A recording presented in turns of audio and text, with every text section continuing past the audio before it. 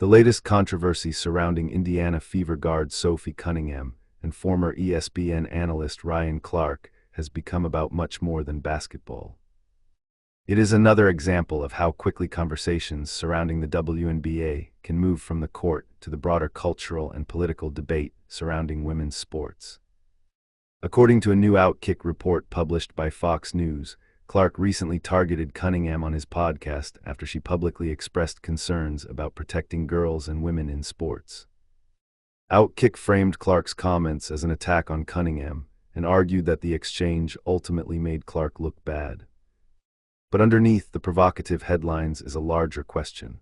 Why has Sophie Cunningham become such a lightning rod in the WNBA, and why does virtually anything she says now generate national attention? Sophie Cunningham has become one of the WNBA most talked about players. Cunningham entered the WNBA as a basketball player, not a political commentator.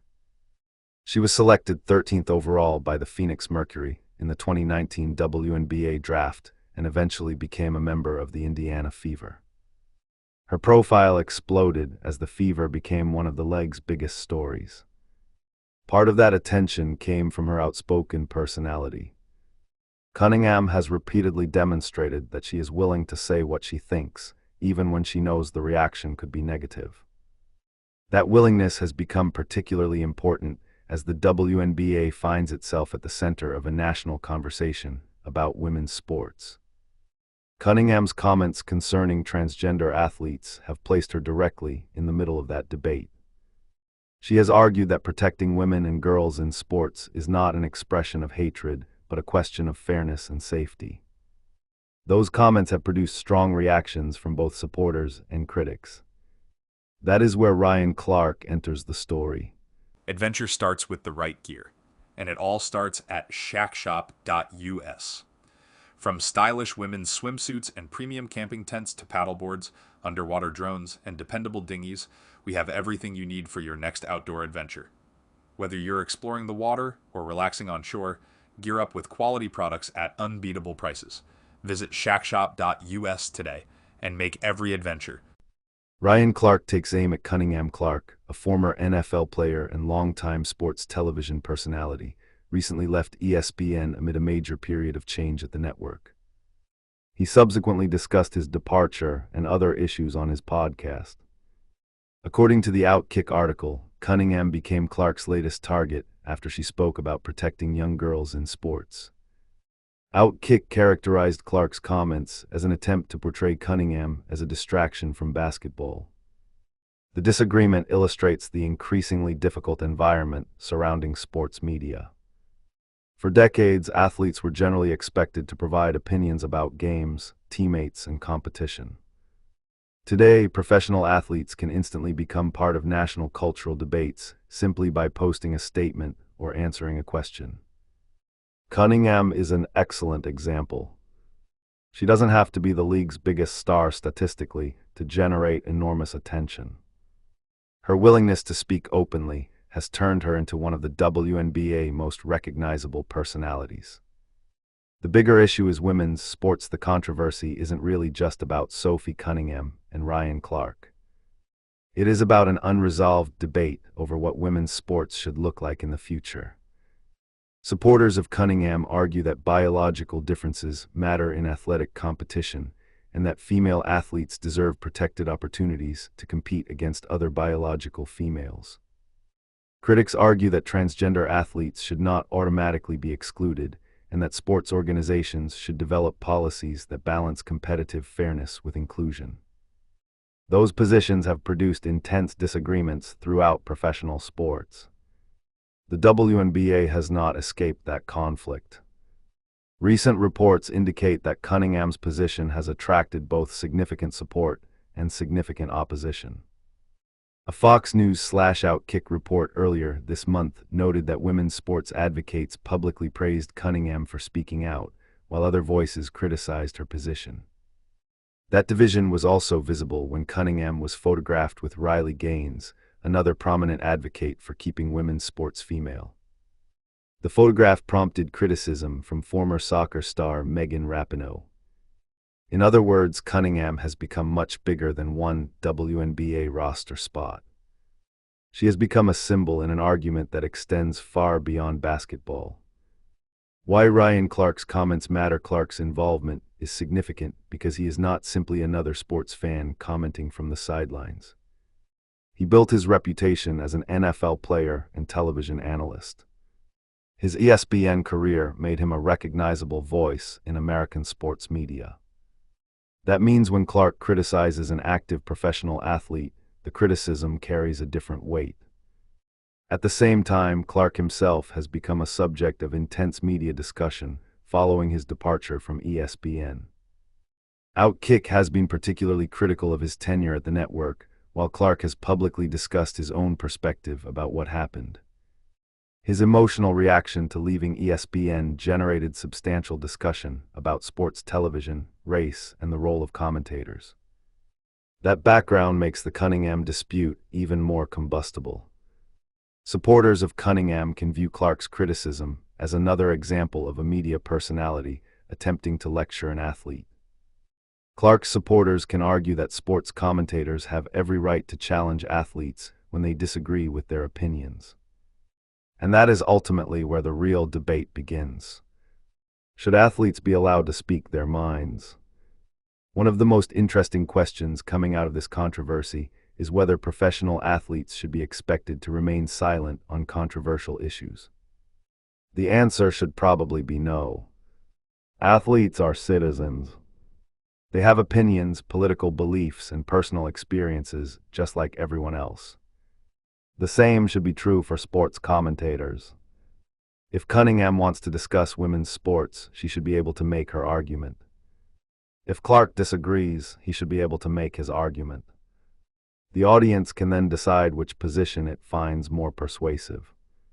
The problem comes when disagreement turns into personal attacks.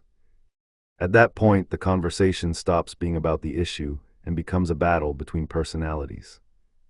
That is exactly what makes the Cunningham-Clark feud so fascinating. The WNBA has a public relations opportunity. There is another important element to this story. The WNBA is experiencing unprecedented attention. Caitlin Clark has dramatically expanded interest in the league, while players such as Cunningham have demonstrated that personality can generate enormous engagement outside the traditional sports audience. That presents both an opportunity and a challenge. Every controversy brings additional attention. But not all attention is necessarily beneficial. The league has to determine whether it wants its biggest stories to be primarily about basketball or whether it is willing to become a larger cultural battleground. Recent coverage has shown just how difficult that balance can be. Outkick recently criticized WNBA media coverage for failing to ask Cunningham about the transgender athlete controversy during All-Star Weekend, arguing that reporters had an opportunity to address one of the biggest stories surrounding the player. That raises an interesting question. If a controversy is already dominating social media, is avoiding the subject actually better for the league? Probably not. Open debate may be uncomfortable, but hiding controversial subjects rarely makes them disappear. Cunningham's strategy is clearly different whether people agree with Cunningham or not. There is little doubt that she understands the value of authenticity. She does not appear interested in crafting the perfectly polished corporate answer. That can be dangerous for a professional athlete. Sponsors can become nervous. Fans can become angry. Teammates may disagree. Media coverage can become overwhelming. But there is also a reward. People remember athletes who appear genuine. Cunningham has developed a significant following precisely because many fans believe she is willing to say things other players won't. That is particularly valuable in an era when audiences increasingly distrust scripted corporate messaging. The irony is that attempts to silence controversial opinions can sometimes make those opinions more popular. The more Cunningham is criticized, the more attention she receives. And the more attention she receives, the more people hear her argument.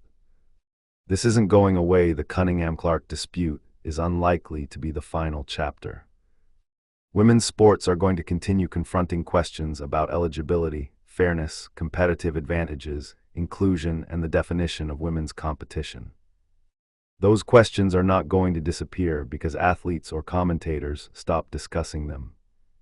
In fact, the opposite may happen. The more professional athletes become willing to speak publicly, the more intense the debate will become. Sophie Cunningham has clearly decided that she is willing to accept that criticism. Ryan Clark has demonstrated that he is willing to challenge athletes and cultural narratives he disagrees with. Their clash is therefore part of a much larger transformation in sports media. The old model was simple: watch the game, analyze the game, and move on. The modern model is very different. Athletes have enormous social media platforms. Commentators have podcasts. Fans have millions of online communities.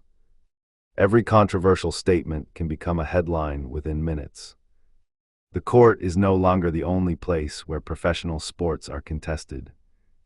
The bottom line, whether someone agrees with Sophie Cunningham or Ryan Clark, ultimately comes down to individual views about women's sports and the role of transgender athletes in competition. But there is one thing that is difficult to deny: Cunningham has become one of the most discussed personalities in the WNBA. Her willingness to speak openly has created enormous attention, and her critics have arguably helped amplify that attention. The Ryan Clark confrontation is simply the newest chapter. The bigger story is what it says about modern professional sports. Athletes are no longer expected to simply play. They are brands, influencers, commentators, and cultural figures. And when they take controversial positions, they can expect the full force of sports media to respond. Sophie Cunningham appears willing to accept that reality. Ryan Clark appears willing to engage with it. And the audience gets to decide what happens next. For the WNBA, however, there is an even bigger question. Can the league capitalize on this extraordinary level of attention while keeping basketball at the center of the conversation? That may ultimately be the most important game being played.